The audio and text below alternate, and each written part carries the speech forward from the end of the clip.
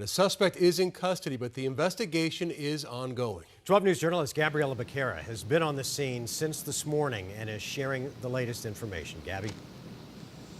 Well, Mark, Troy, Phoenix police are staying pretty tight-lipped on what all happened inside of Maryvale High School today, but we know that they have been busy investigating this. You see the mobile command unit sitting right outside of the school there. They have a lot of evidence they have to comb through because a classroom full of students watched this situation unfold, and some of them even took videos, and that's what detectives on scene are focusing on now. We heard from several city and school officials this afternoon, all sharing somber messages about violence taking place on campus. Here's Councilwoman Betty Guardado, the representative of this district. I do not want to wish this on any family. No one sends their kids to school thinking that they're never going to come back. And that is unfortunate that is what we're going through this day and age. And Phoenix police say this all started as a fight between two male students. It's unclear what started the fight or how it escalated to the point that it did. But according to video being shared online, it appears the suspect used scissors to stab the other student. Now, police would not confirm what weapon was used in this incident, but we do know the teenage boy died at the hospital. Police say this was an isolated incident and there's no threat to the rest of the school, and there wasn't earlier this afternoon when kids were still on campus. Classes were placed on lockdown out of precaution. Those students were then released early at 1 o'clock. We spoke to one mother who worries for her son's safety at school. She tells me this isn't the first time her son texted her about a threat on campus. It just needs to be changes, and we haven't seen any changes in now going on 3 years. So, and there's still more students to come after. You know, his brothers are supposed to come when he's gone. So I'm not going to keep doing this. So.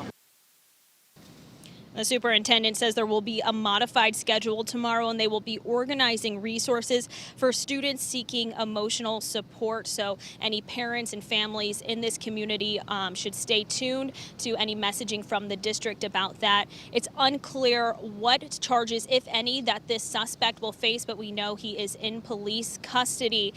Police are also asking that anyone who has any information about what happened, who took any video, we know there are some circulating social media. They're asking them to share that with them so that they can conduct a thorough and fair investigation. They're asked to reach out to Phoenix Police or Silent Witness at 480-WITNESS to remain anonymous. Live in Phoenix, Gabriella Becerra, 12 News. So disturbing. Gabby, thanks. Let's continue our coverage.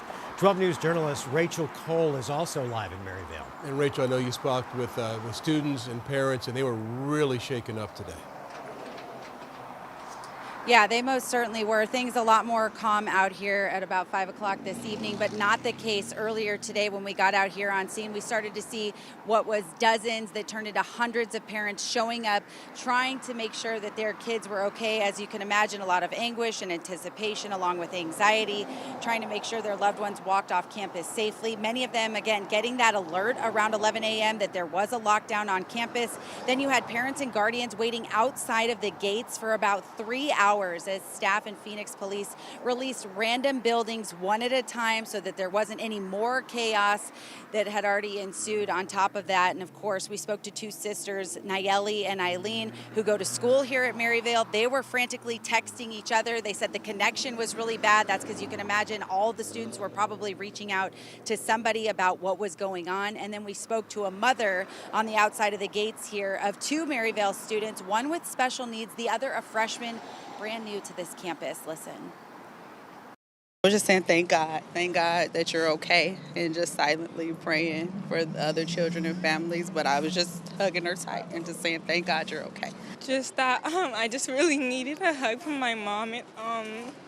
So scared, wishing that he was okay.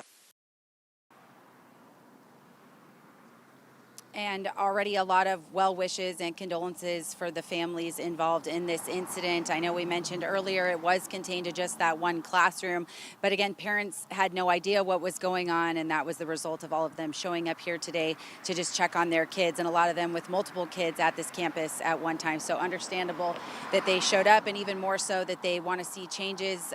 We do understand that all of the students go through a metal detector, but when you have alleged objects on campus that can be used as a violent weapon. You just never know what could come. So unsettling for the parents we had a chance to talk to today. We'll send it back to you guys. All right, Rachel Cole reporting live from Maryvale High School. Rachel, thanks.